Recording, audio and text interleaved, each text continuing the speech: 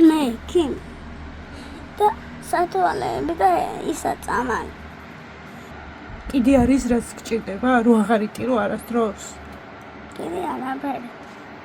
რამე გინდა ესეთი? კარგი.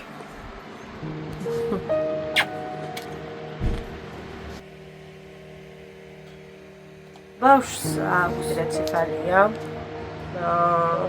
ბავშვს ჭირდება მუდმივი კონტროლი, რეაბილიტაციები, ორთოპედის ვიზიტი, რომ დაგვენიშნოს ოპერაცია, რადგან სიგრძეს იმოკლიან ბავშვს ვერ დადის დამოუკიდებლად. სამწუხაროდ არ გაგვაჩნია ფინანსები და არ გვაქვს იმის საშუალება, რომ ეს ყველაფერი გადავიხადოთ და ვატაროთ. ხან არის ისე, რომ მაგალითად გვიწევს მისვლა ექიმთან, მაგრამ გადადება გვიწევს, იმიტომ რომ ფინანსები არ გვაქვს და ყოფილა ისე, რომ წლებიც ვერ მოგიყვანია, როცა ბავშვს ყოველ 3 თვეში ერთხელ სჭირდება კონტროლი.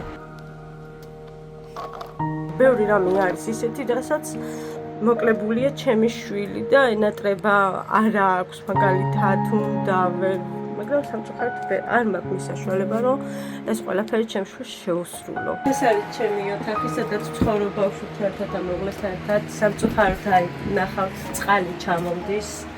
როცა ძლიერი წვიმა, ესეთი ადგილი ნესტიანი. შეხედეთ ასეთი მდგომარეობა, ასეთი საშინელება, სინესტე, სისველე. ასეთ მდგომარეობაში ვცხოვრობ. სამწუხაროდ. რითიც შეგეძლებათ.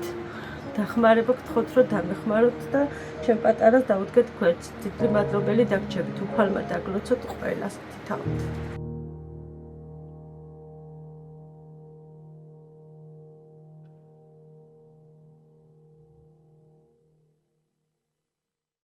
გადარიცხეთ ნებისმიერი თანხა ჩერნოვეცკის ფონდის ოფიციალური საიტის მეშვეობით.